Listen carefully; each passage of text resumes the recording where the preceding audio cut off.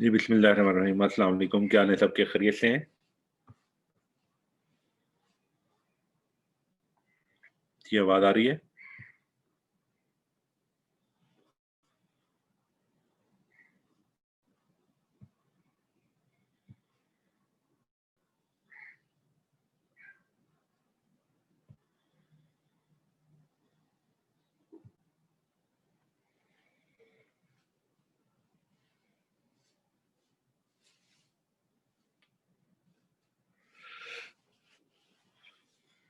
जी, कल जी कोई क्वेश्चन किसी का? Any question? एनी काबिल डिस्कशन बात?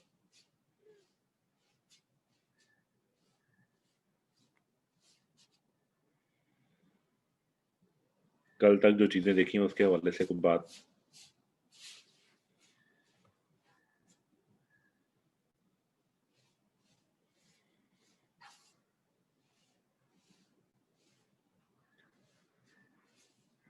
नहीं है जी कोई? Let's move forward. अगर किसी का होगा तो डिस्कस कर लें।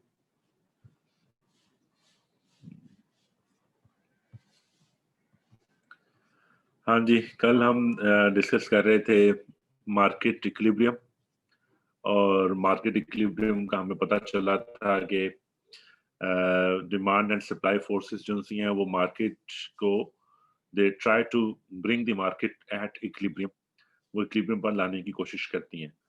डजंट मीन कि जी कि मार्केट हर वक्त इक्विलिब्रियम पे ही होती है, लेकिन कुछ फैक्टर्स की वजह से, अगर मार्केट की फोर्सेस की वजह से मार्केट की प्राइस लॉन्ग टर्म इक्विलिब्रियम से हट भी जाए, तो in long run market tries to bring back the market at equilibrium price.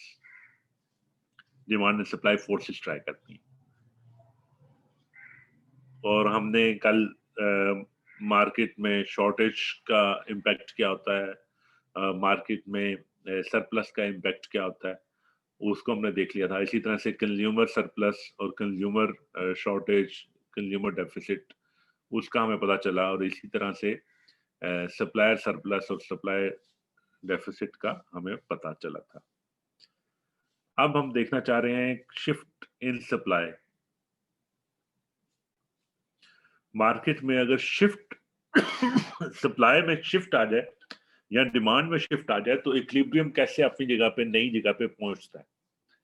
Equilibrium तो फिर मार्केट ने अटेन करना ही करना है, intersecting point demand and supply curve का, उसको अटेन करना ही करना है। लेकिन शिफ्ट इन सप्लाई या शिफ्ट इन डिमांड आ जाए तो मार्केट को में क्या तब्दीली आती है, मार्केट हिलती किस तरह से है, that we need to discuss. A similar story can be explained with a shift in supply. The diagram shows the effect of rise in the price of leather on the market of beef. अब वो कह रहे हैं जी कि आपकी जो price of leather बढ़ी है और मार्केट ऑफ बीफ की हम बात कर रहे हैं, यानी कि कंप्लीमेंट इन प्रोडक्शन जो प्रोडक्ट्स हैं, beef and leather, complement in production हमने बात की थी कि एक ही प्रोडक्शन प्रोसेस का हिस्सा है। जी आपको ये नजर आ रही है कि नहीं? पता चले, हम बात सारी बात कर रहे हैं तो। जी, किताब नजर आ रही है ना जी?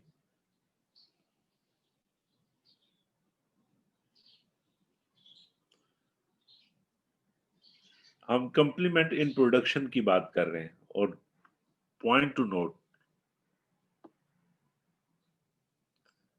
अच्छा जी, ये व्हाट्सएप पे भी आपका मेरा ख्याल है मसला चल रहा था सर। पेज 41 पे पॉइंट 3 में रिलेटेड गुड्स का क्या मतलब है? जी, रिलेटेड गुड्स ऐसी गुड्स जो कि डिपेंडेंट हैं, जो इंडिपेंडेंट नहीं है। इंडिपेंडेंट गुड्स हमने क्या कही थी? जूते और एसी हमने कहा था इंडिपेंडेंट गुड्स हैं, इनका आपस में कोई ताल्लुक नहीं, वास्ता नहीं बनता। और रिलेटेड गुड ऐसी गुड जिनका कोई आपस में ताल्लुक वास्ता बनता हो, रिलेशनशिप बनता हो, चाहे वो रिलेशनशिप कॉम्प्लीमेंट्री का बनता हो, चाहे वो सब्स्टिट्यूट का बनता हो, वो रिलेटेड गुड्स बन जाती हैं। क्लियर है, आपस में कोई ना कोई ताल्लुक वास्ता बनना है रिलेटेड के लिए। जहां पे उसने कम्प्लीमेंट्री कहना होगा वो स्पेसिफिक कम्प्लीमेंट्री कहेगा, जहां पे वो सब्स्टिट्यूट कहना होगा वो स्पेसिफिक सब्स्टिट्यूट कहेगा, जहां पे उसको दोनों की बात करनी होगी कि आपस में कोई ताल्लुक वास्ता है वो वहां पे रिलेटेड की बात कर देगा।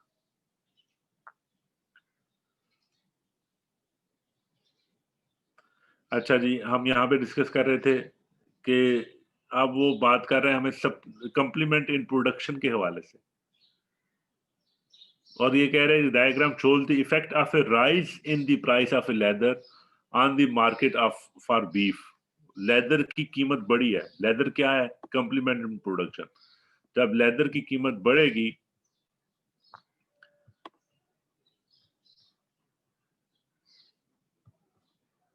इधर हम बना लेते हैं एक लेदर की मार्केट, उसका इम्पैक्ट। लेदर की कीमत जब बढ़ेगी तो क्या फर्क पड़ेगा, ये हमारा एक ग्राफिकल प्रेजेंटेशन देख लेते हैं।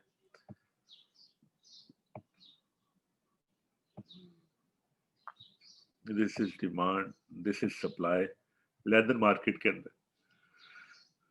अब वो कह रहे हैं जी कि लेदर की कीमत बढ़ गई है किसी वजह से, सर्दियां आ गई, सीजनल इफेक्ट हुआ, अब वो लेदर के प्रोडक्ट्स ज्यादा इस्तेमाल हो रही हैं, कोई चेंज आ गई, anything that has change the structure of the market, change the market price, और मार्केट प्राइस बढ़ने से लेदर की कीमत बढ़ गई है। अब मार्केट डिमांड शायद शिफ्ट की, डिमांड शिफ्ट करने से डिमांड शिफ्ट कर गई, डिमांड शिफ्ट करने से हमारी लेदर की कीमत बढ़ गई। अब लेदर की कीमत क्या है? This is new price of leather, equilibrium price.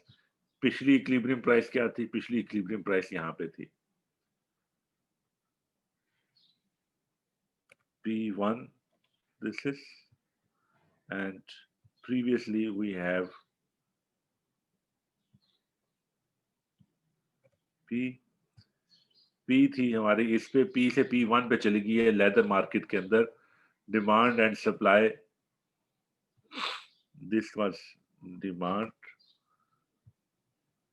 This is demand 1 और this is supply. Supply curve हमारी सेम रही। डिमांड, फॉर एग्जांपल हम ये कह रहे हैं कि लेदर की मार्केट के अंदर डिमांड शिफ्ट कर गई फॉर एनी रीजन, शायद वो किसी सीजनल इफेक्ट है, शायद चाहे कम्प्लीमेंट्री प्रोडक्ट की या सब्स्टिट्यूट प्रोडक्ट की प्राइस की वजह से, एनीथिंग, किसी भी वजह से उसकी डिमांड में इजाफा हुआ और उसकी प्राइस के अंदर हमें इजाफा नजर आ रहा है। नाउ, पहले सप्लायर कितनी प्रोडक्ट मार्केट में सप्लाई करते थे? पहले मार्केट में सप्लायर ये क्वांटिटी डिमांड और क्वांटिटी सप्लाई इतनी यूनिट्स के ऊपर बराबर हो रही थी। अब लेदर कितना सप्लाई करना पड़ेगा मार्केट में? This much leather, this increase leather they need to supply. Supplier को new quantity QE initially and then QE1 with the change in quantity demanded, they have to supply more. ज्यादा supply करना पड़ेगा ना market में, leather ज्यादा supply करना पड़ेगा। Understand? इसमें कोई इशू तो नहीं है, मार्केट में लेदर ज्यादा सप्लाई करना पड़ेगा। हेलो, हाय, अस्सलाम वालेकुम, वालेकुम सलाम, good morning Pakistan. Graphical presentation के अंदर कोई इशू तो नहीं है? ये हमने लेदर मार्केट की सारी डिस्कशन की है। अब वो जो लेदर मार्केट थी, दूसरी जानिब लेदर, हमें पता है कि leather is complement in production with beef, वो बीफ का कंप्लीमेंट इन प्रोडक्शन है, उसकी प्रेजेंटेशन हमें यहाँ पे किताब के अंदर दी हुई है। मार्केट फॉर बीफ की मार्केट की प्रेजेंटेशन है। उन्होंने कहा जी कि डिमांड कर्व ये थी इनिशियली, सप्लाई कर्व ये थी। अब diagram shows the effect of rise in price of leather. Price of leather के अंदर राइज हुई है। जो हमने यहाँ पे बात देखी, प्राइस ऑफ लेदर के अंदर इफेक्ट, प्राइस ऑफ लेदर के अंदर इफेक्ट हुआ, जिसकी वजह से सप्लाई में हमें इफेक्ट नजर आ रहा है, इंक्रीज इन सप्लाई हमें नजर आ रही है। This increase in supply affected the beef market also. ये मार्केट किसकी है? ये बीफ की मार्केट है। ये लेदर की बात नहीं हो रही, यहाँ पे बीफ की मार्केट की बात हो रही है। और बीफ की मार्केट और लेदर की मार्केट हमने देखा था, beef and leather are complement in production, एक ही प्रोडक्शन प्रोसेस से हिस्सा हासिल होते हैं। गाय को, बैल को, भैंस को, बकरी को, बकरे को ज़िबा करते हैं, फिर वो बीफ मिलता है। या वो बीफ तो चलो गाय और बैल से ही मिलेगा, और उससे से उसी से ही उसकी खाल मिलती है, और खाल से लेदर बनता है। अब क्या हो रहा है जी? अब यहाँ पे सप्लाई एंड डिमांड इनिशियली, इसके साथ ही एक बना देते हैं। अब यहाँ पे हम कहते हैं जी कि this is beef market.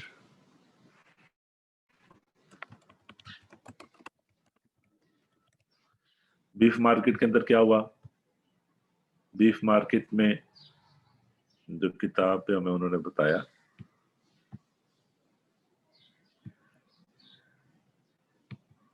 This was initial supply,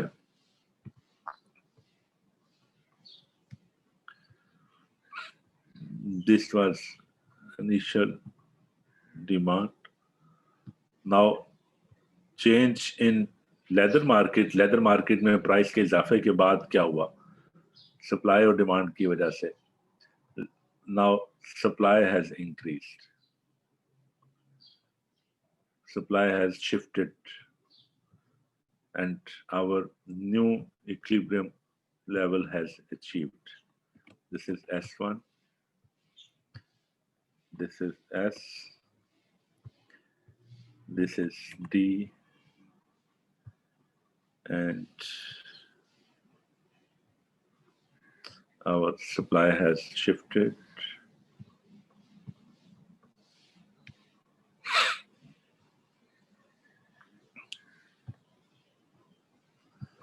This was initial price level. This is new price level. This was initial supply. This is new supply level.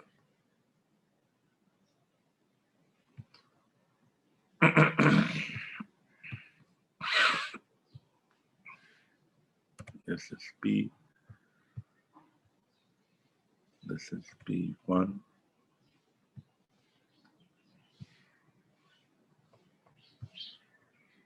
This is QE initially.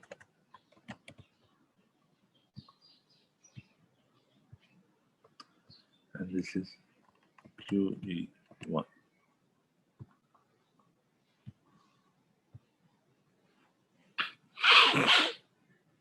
अब ये जो shift आ रही है, this shift in beef market is because of shift in price in leather market.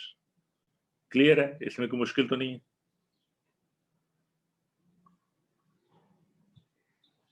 आधा फिर मुश्किल? Anything?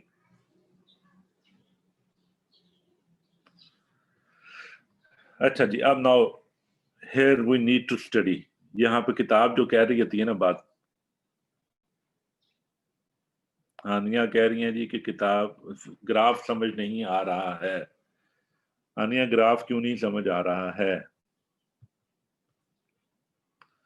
Graph में हम क्या बात कर रहे हैं? पहले हमने ग्राफ में बातें की हैं।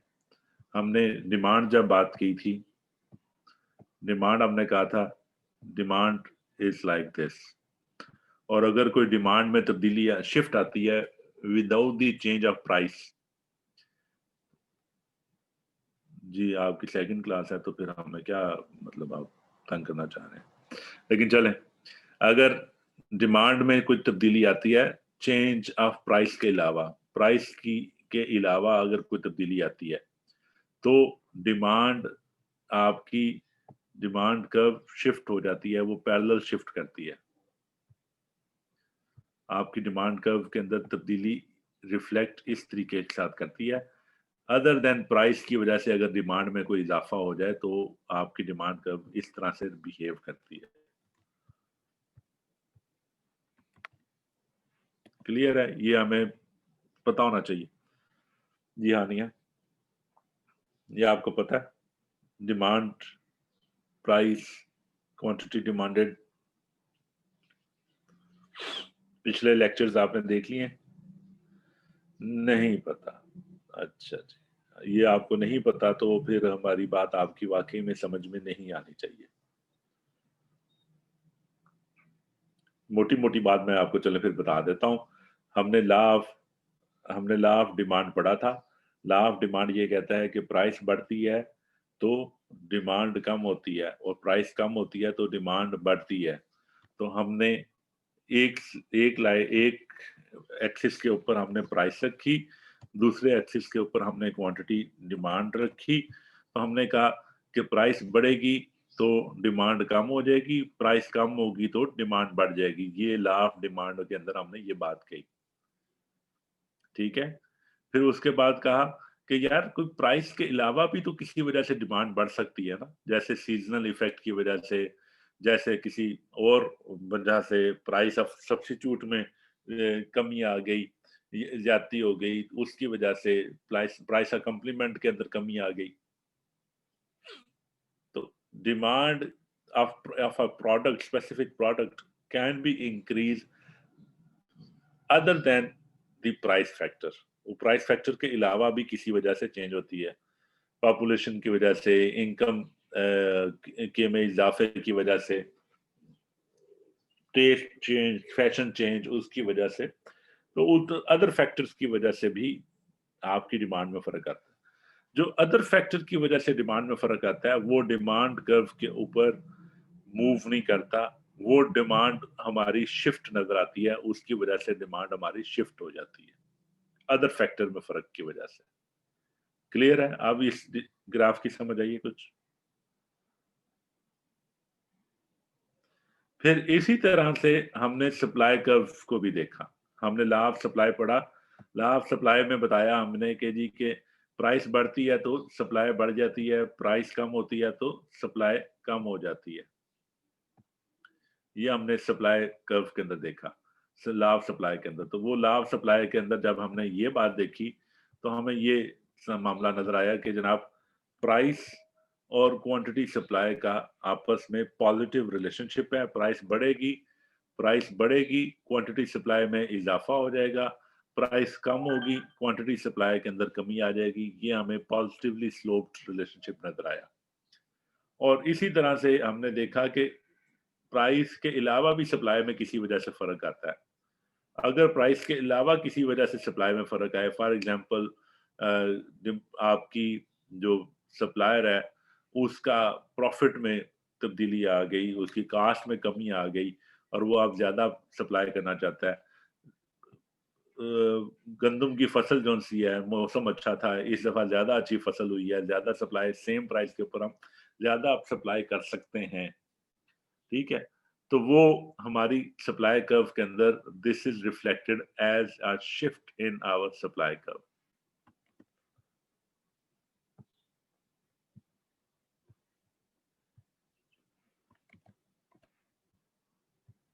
This is reflected as a shift in supply curve. ये हमारी बेसिक कंडीशंस हैं, बेसिक मामलात हैं जो हमारे। और फिर हमने कल की क्लास के अंदर ये बहरहाल देख लिया था कि मार्केट इक्विलिब्रियम जो है वो अटेन होता है वहां पे जहां पे मार्केट में quantity demand is equal to quantity supply. और क्वांटिटी डिमांड क्वांटिटी सप्लाई के इक्वल कहाँ पे होती है? क्वांटिटी डिमांड क्वांटिटी सप्लाई के इक्वल होती है जहाँ पे सप्लाई कर्व और डिमांड कर्व आपस में इंटरसेक्ट करते हैं। Here we will see जो मार्केट की क्वांटिटी डिमांडेड and market की supply quantity supply will be equal, or this is called equilibrium quantity and this is called equilibrium price.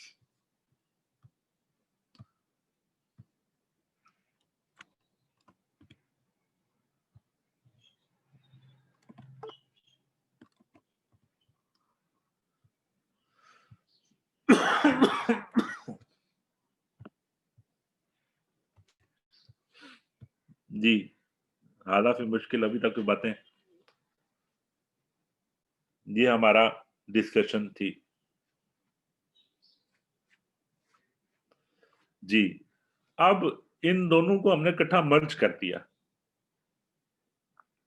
इन दोनों बातों को कि मार्केट इक्विलिब्रियम पे होती है, डिमांड एंड सप्लाई कर्व हमने मर्ज कर दिया, हमने इकट्ठा कर दिया। हमने कहा जी अच्छा, मार्केट इक्विलिब्रियम कैसे बिहेव करेगा, मार्केट इक्विलिब्रियम कैसे बिहेव करेगा। हमने कहा जी कि आप बीफ मार्केट को डिस्कस कर रहे हैं, लेकिन लेदर मार्केट के अंदर कोई मसला हुआ है, लेदर की प्राइसेस में इजाफा हुआ है। लेदर की प्राइसेस में इजाफे की वजह से बीफ मार्केट की सप्लाई के अंदर इजाफा हुआ, सप्लाई शिफ्ट कर गई। मार्केट इक्विलिब्रियम पहले उधर ही था, ये डिमांड एंड सप्लाई कर्व जहां पे एस एंड डी कर्व आप देख रहे हैं, वो तो इंटरसेक्ट किया, तो ये मार्केट इक्विलिब्रियम इनिशियली यहां पे था। जी शिवगत, तो मार्केट इक्विलिब्रियम पहले यहां पे था। अब क्या हुआ, दिस चेंज, ये उसने हमें किताब में ये पिक्चर दिखाई नहीं है, ग्राफ ये दिखाया नहीं है, लेकिन this change has caused the shift in supply. हमारी सप्लाई ऑफ बीफ में इजाफा हुआ। क्यों? क्योंकि अब हमें लेदर ज्यादा चाहिए। जब लेदर ज्यादा चाहिए तो हमें ज्यादा मिकदार में ज़िबा करनी पड़ेंगे, गाय, बैल, भैंस, कुछ भी हमें ज्यादा मिकदार में ज़िबा करनी पड़ रही है। जब लेदर के लिए हम बैल को की भैंस को ज़िबा किया, तो उसके साथ में एडिशनली हमें बीफ भी उसी प्रोडक्ट का, उसी प्रोसेस से मिल गया हमें। और अब मार्केट में जो प्रोड्यूसर्स हैं, सप्लायर ऑफ बीफ, उन्होंने कहा जी कि पहले मैं सप्लाई करता था इस प्राइस के ऊपर आपको बीफ, ये मेरी सप्लाई कर्व थी। Now supply curve have shifted due to change in price of leather. Leather की प्राइस में इजाफे की वजह से मेरी सप्लाई कर्व बढ़ गई है। अब सप्लायर के पास एक्स्ट्रा बीफ आ गया बेचने के लिए, सप्लायर के पास एक्स्ट्रा बीफ आ गया बेचने के लिए। बीफ मार्केट की डिमांड नहीं है कि मुझे बीफ एक्स्ट्रा दे दो, लेकिन ये कंप्लीमेंट इन प्रोडक्शन प्रोसेस की वजह से जब उसने लेदर ज्यादा सप्लाई करना शुरू किया, लेदर की सप्लाई के अंदर हमें यहाँ पे नजर आ रहा है लेदर ज्यादा सप्लाई करना शुरू किया, तो उसको बीफ में लामहला उसकी बीफ की सप्लाई में भी इजाफा हो गया। क्लियर है जी हानिया, सब लोगों को अब क्लियर है जी? जी हानिया, आप पब्लिक मैसेज कर दिया करें सबको, ताकि सबको पता चले कि क्या डिस्कशन हो रही।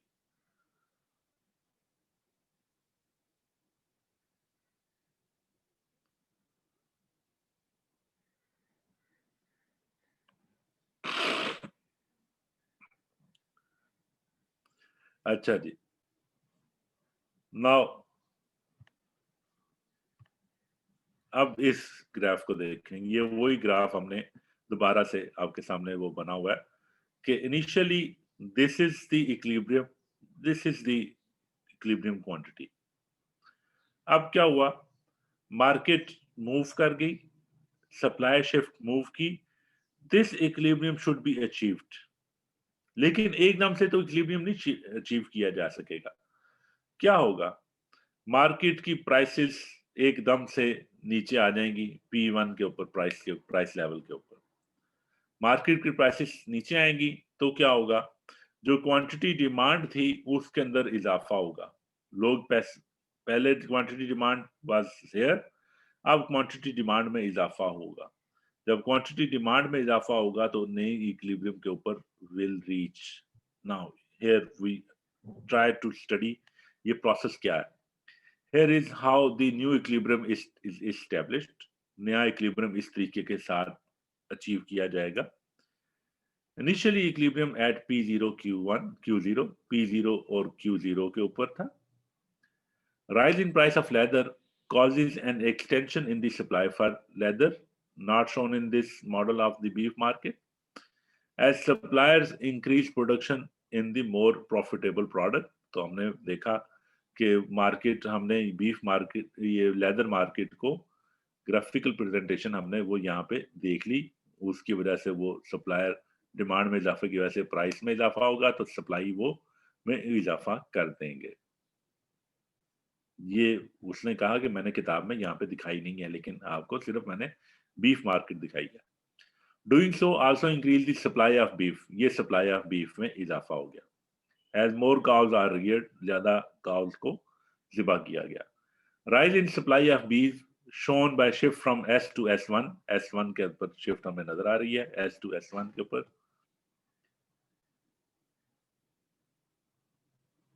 Cause a surplus of Q0 to QS.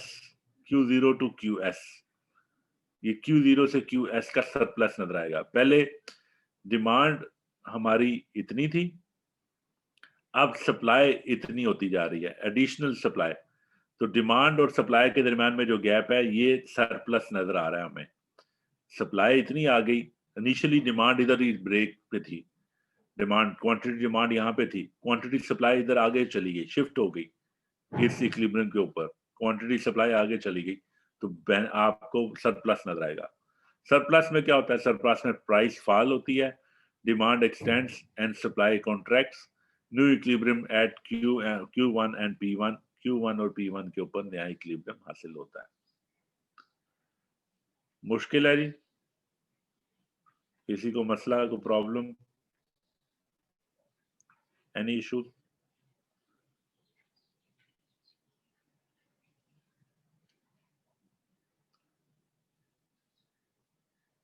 अच्छा जी, मुमना कह रहे हैं नो, इकरा कह रही नो, अरकम कह रहे हैं नो, अमार कह रहे हैं सरप्लस दोबारा बता दें.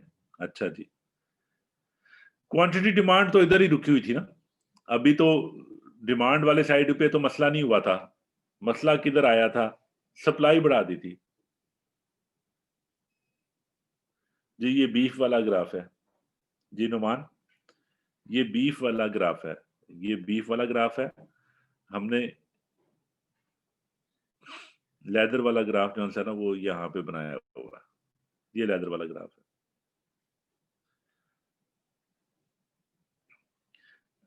जी. अब स्टोरी समझें. स्टोरी ये हुई कि सप्लायर ने सप्लाई के अंदर इजाफा किया ना.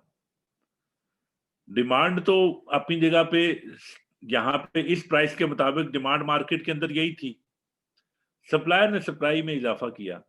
जब सप्लायर ने सप्लाई में इजाफा किया, तो सप्लाई में इजाफा करने का मतलब ये है कि वो कह रहे हैं कि अगर डिमांड वाला आता है कि भाई मुझे अगर इस प्राइस के ऊपर, पी प्राइस के ऊपर मैं आपको बेचना चाहता हूं, तो वो सप्लायर कहता है इस प्राइस के ऊपर I am willing to supply now this much quantity I am willing to supply. इस प्राइस के ऊपर सप्लायर कहता है कि मैं इतनी quantity I am willing to supply. QE से ये न्यू QS समझ लें हम, इतनी अगर इस एग्जिस्टिंग प्राइस मार्केट के अंदर चलती रहती है, तो सप्लायर कहता है कोई मसला नहीं, मैं तो ज्यादा आपको सप्लाई करने को तैयार हूं. Now quantity demand was here and quantity supply on this price increase यहां तक हो गई. तो ये जो एरिया हमें नजर आ रहा है, this area represents the surplus in the market. Clear है? ये हमने कल भी देखा था, सरप्लस हमें नजर आ जाता है. This area represents the surplus in the market. जब सरप्लस होता है तो क्या होता है? क्वांटिटी डिमांड तो इधर रह गई, क्वांटिटी सप्लाई ज्यादा आ गई, सप्लाई ज्यादा हो गई, तो लोग, सप्लायर को अपनी प्राइस कम करनी पड़ेगी. जब सप्लायर अपनी प्राइस कम करेगा, तो आपकी जो डिमांड है उसके अंदर इजाफा होगा. क्वांटिटी सप्लाई के अंदर कमी होगी और आप इक्विलिब्रियम के ऊपर पहुंच सकेंगे। इस नए इक्विलिब्रियम को आप अचीव कर सकेंगे विद दिस मूवमेंट। क्लियर है आप, मेरा ख्याल है सरप्लस वाला पॉइंट।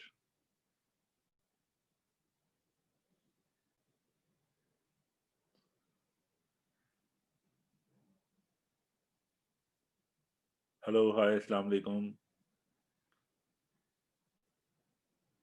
क्योंकि मार्केट की आज सरप्लस हमने कल देखा था। सरप्लस क्या होता है कि क्वांटिटी डिमांड और क्वांटिटी सप्लाई के दरमियान में जो फर्क है, quantity supply is more and quantity demand is less, वो सरप्लस आ जाता है मार्केट के अंदर। जब मार्केट में सरप्लस आएगा तो surplus will cause a decrease in price and hence an increase in demand and hence an decrease in quantity supplied। वो सप्लाई, क्वांटिटी सप्लाई में कमी आएगी, प्राइस में कमी के साथ लॉ ऑफ सप्लाई कहता है कि क्वांटिटी सप्लाई कम होगी, प्राइस में कमी के साथ लॉ ऑफ डिमांड कहता है कि क्वांटिटी डिमांड इजाफा होगा, और अल्टीमेटली हम equilibrium point, new equilibrium point के ऊपर ही बराबर आ जाएंगे। This is all what the book is talking about.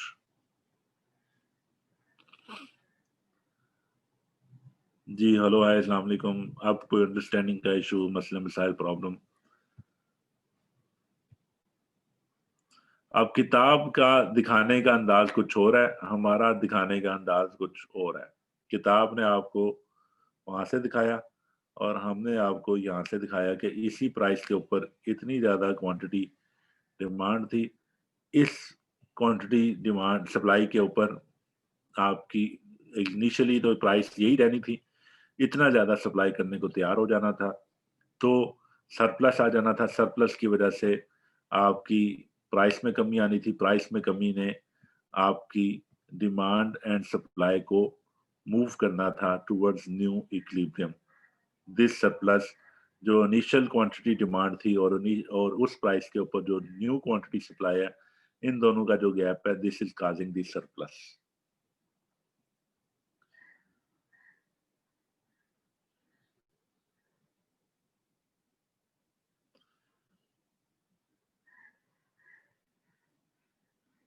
जी, अब किताब के समझाने का अंदाज क्या है? किताब समझा रही है, हम कह रहे हैं, हमने जो कल पढ़ा था कि प्राइस को उसी तरह ही रहने दें, मार्केट की चेंज के अंदर प्राइस को उसी तरह रहने दें और उससे फिर हम नई प्राइस के ऊपर पहुंचे। किताब समझा रही है कि प्राइस में कमी आ गई और फिर जब प्राइस में कमी आ गई तो उससे क्या होगा, आपको सरप्लस नजर आ रहा है इस वक्त एकदम से अचानक इस प्राइस के ऊपर। इनिशियली लोग इतनी सप्लाई करने को तैयार थे लेकिन अब इतना ज्यादा सप्लाई कर रहे हैं, तो क्वांटिटी डिमांड के अंदर फर्क आ रहा है और quantity demand is lower and quantity supply is more, so more supply is in there and that is causing the surplus, and that surplus will cause the demand to extend and supply to contract, and ultimately new equilibrium will be reached।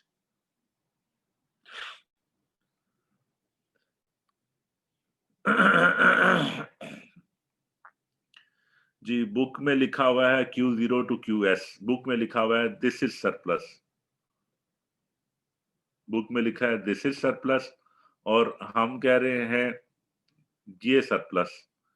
Q0 to QS, हम यहाँ पे QS बना रहे हैं, हम QS इधर बना रहे हैं, हम कह रहे हैं Q0 to QS this is surplus. हमारी ग्राफिकल प्रेजेंटेशन इस तरीके के साथ आ रही है।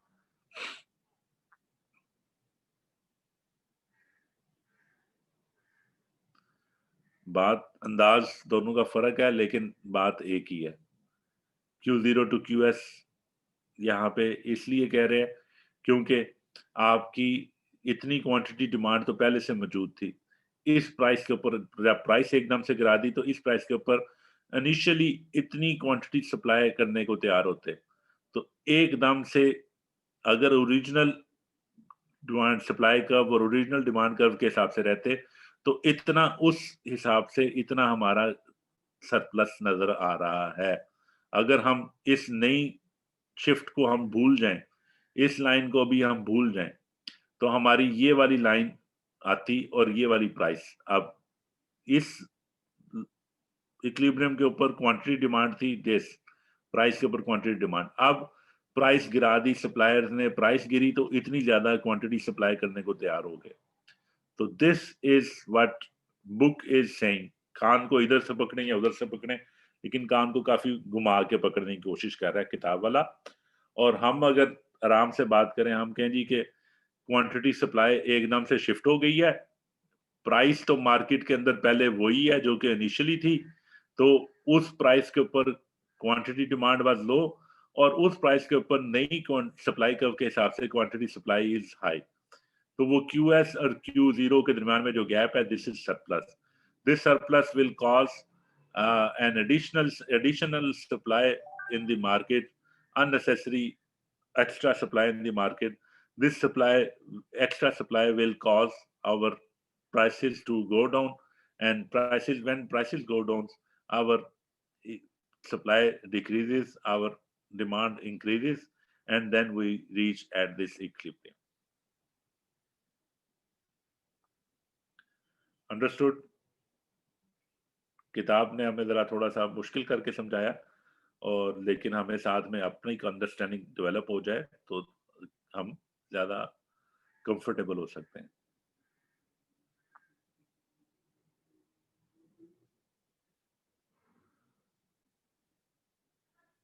जी शिवगत, आप मुश्किल तो नहीं है अब अंडरस्टैंडिंग, ग्राफिकल अंडरस्टैंडिंग के अंदर?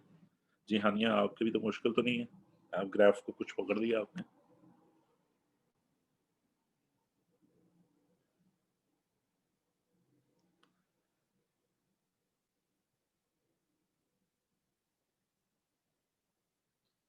यस सर, समझ आ रहा है। चले, लास्ट प्रीवियस लेक्चर्स भी आप देखें, तो जब तक आप वो नहीं देखेंगे तब तक आपको सही समझ नहीं आएगा।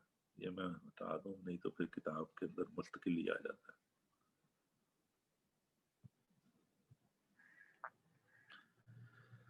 अच्छा जी, market of perishable and durable goods. अब पेरिशेबल गुड्स कौन सी होती हैं?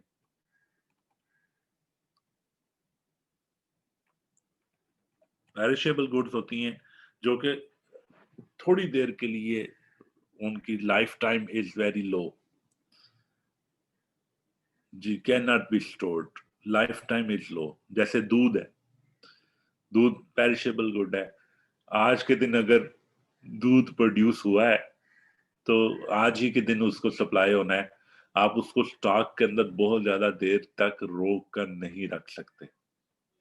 इसी तरह से सब्जियां, फल हैं, उनका एक टाइम है, पेरिशेबल है। ऐसा नहीं है कि आप उनको बहुत ज्यादा लंबे अरसे तक रोक कर रख सकें। बहुत ज्यादा लंबे अरसे तक आप उसको स्टोर नहीं कर सकते। ड्यूरेबल गुड्स वो हैं जिनको आप लंबे अरसे तक स्टोर कर सकते हैं। उसकी सप्लाई स्टॉक में रखना आपके लिए, उनके लिए मसला नहीं है। आप इसको you can easily store, you can easily hold their stock.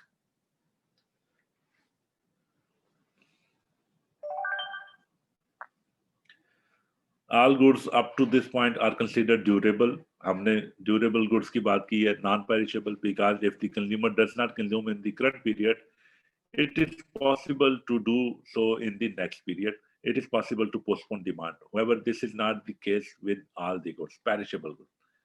Many products, such as foodstuff, will go rotten if not sold within a certain time frame, and therefore their value will diminish significantly, and hence they are considered perishable.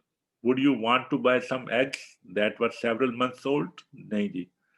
The demand for these goods is considered relatively inelastic. हमने elasticity कल पढ़ना शुरू करना है, लेकिन inelastic का मतलब ये है कि जिसमें हम उनको तब्दील नहीं कर सकते, फ्लेक्सिबिलिटी नहीं है। inelastic की समझ लें, फ्लेक्सिबिलिटी नहीं है, जहां पे तब्दीली की गुंजाइश कम है, inelastic। और इलास्टिक जहां पे तब्दीली की गुंजाइश ज्यादा है। ठीक है, because it is consumer does not choose to purchase in the current time period, its value is going to diminish in the next. Eventually the curve will become perfectly inelastic. At this stage, the whole price mechanism is dependent on movement in the demand curve.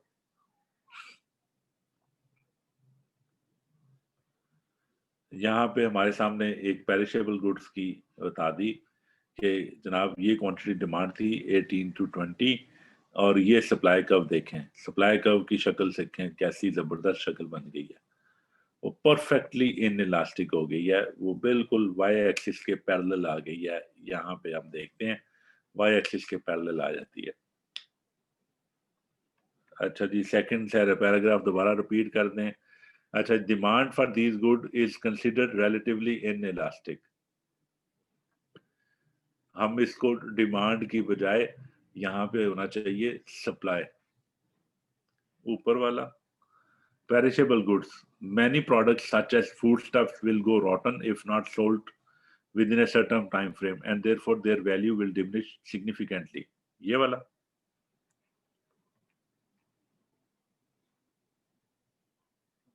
Sibgat यार, all goods at this point considered non-perishable because if the consumer not consumes, whether it possible to do so in the next, it is possible to postpone demand. इसमें क्या store कर सकते हैं, आज अगर consume नहीं हो रहा वो मार्केट के अंदर वो प्रोडक्ट स्टोर हो सकती है। एसी है, आज सेल नहीं हुए अगले साल सेल हो जाएंगे। आपके फर्नीचर है, आज सेल नहीं हुआ तो अगले साल सेल हो जाएगा। सप्लायर को उसकी टेंशन नहीं है कि आज ही बेचना है मैंने। सप्लायर को ये टेंशन नहीं है, मार्केट के अंदर ये टेंशन नहीं है कि अगर आज ये ना मिला, आज ये चीज नहीं मिली तो कल ये मार्केट में से प्रोडक्शन नहीं हो सकेगी तो कल ये मार्केट में अवेलेबल नहीं होगी। मार्केट को कोई परेशानी नहीं है ड्यूरेबल गुड्स के अंदर।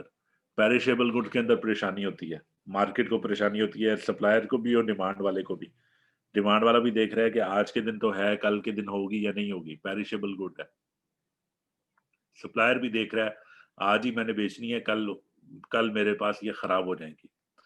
तो हम यहाँ पे इसने कि डिमांड का हुआ है, इसकी वजह supply of these good is considered relatively inelastic.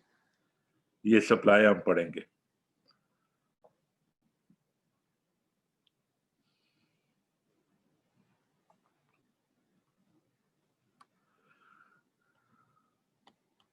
और सप्लाई कर्व हमारी परफेक्टली इनइलास्टिक हो रही है, ठीक है ना जी। Eventually the curve will become perfectly inelastic. ये सप्लाई कर्व हमारी इवेंचुअली इनइलास्टिक हो रही है, ठीक है। तो इसको हमें इसलिए सप्लाई पढ़ना पड़ेगा। क्लियर है। और जब इनइलास्टिक हो जाती है तो फिर प्राइस के अंदर देखें, कोई यहाँ पे क्वांटिटी सप्लाई 20 रही, क्वांटिटी डिमांड भी 20, क्वांटिटी सप्लाई भी 20। डिमांड कर्व के अंदर कोई शिफ्ट आती है तो उससे इक्विलिब्रियम क्वांटिटी डिमांड की भी फर्क नहीं पड़ता, लेकिन प्राइस के अंदर फर्क पड़ना शुरू हो जाता है। प्राइस आप देखें वही क्वांटिटी है, सप्लाई एंड डिमांड 20, लेकिन अब डिमांड कर्व शिफ्ट की किसी वजह से अदर देन प्राइस फैक्टर, उसकी वजह से डिमांड कर्व शिफ्ट पड़ रही है।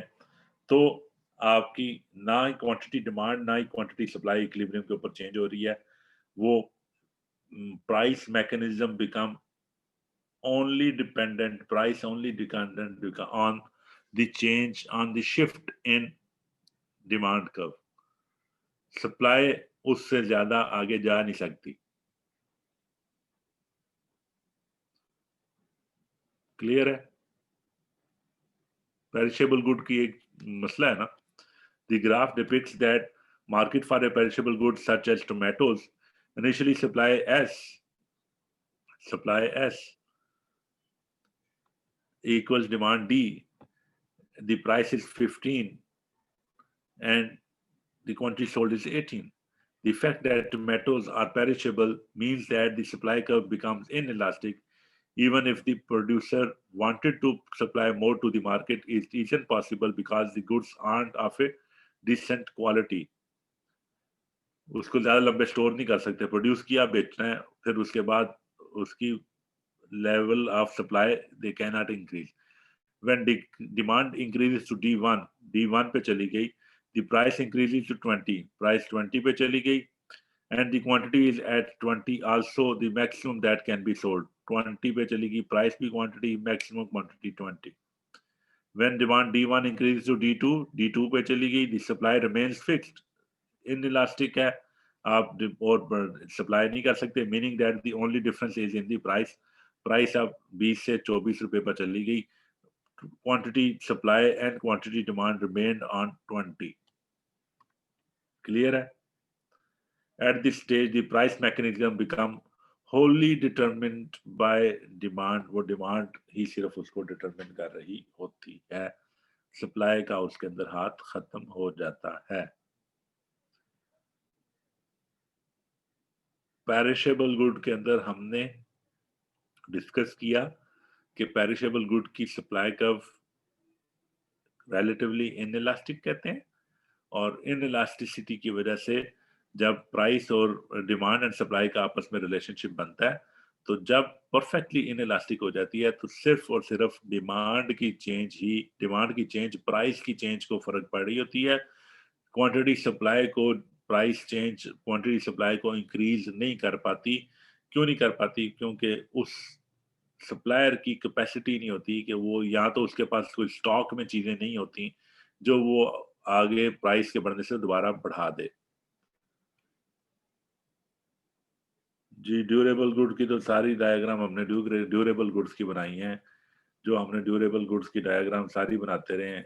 ये जो डायग्राम थी कि ये सप्लाई है और ये डिमांड है, ये हमारी ड्यूरेबल गुड्स की डायग्राम्स हैं। सप्लाई और डिमांड की जो डायग्राम हम बनाते रहे अभी तक, वो ड्यूरेबल गुड्स की ही बात करते रहे हैं। और ये जो डायग्राम हमने बनाई है, ये पेरिशेबल गुड्स के लिए हमने बनाई है। जी ठीक है जी। आज के दिन के लिए इतना ही पढ़ते हैं। कल इंशाल्लाह हम इलास्टिसिटी ऑफ डिमांड की बातें स्टार्ट करते हैं। बहुत शुक्रिया जी आज के दिन में आपका। कल इंशाल्लाह मुलाकात होती है। अल्लाह हाफिज।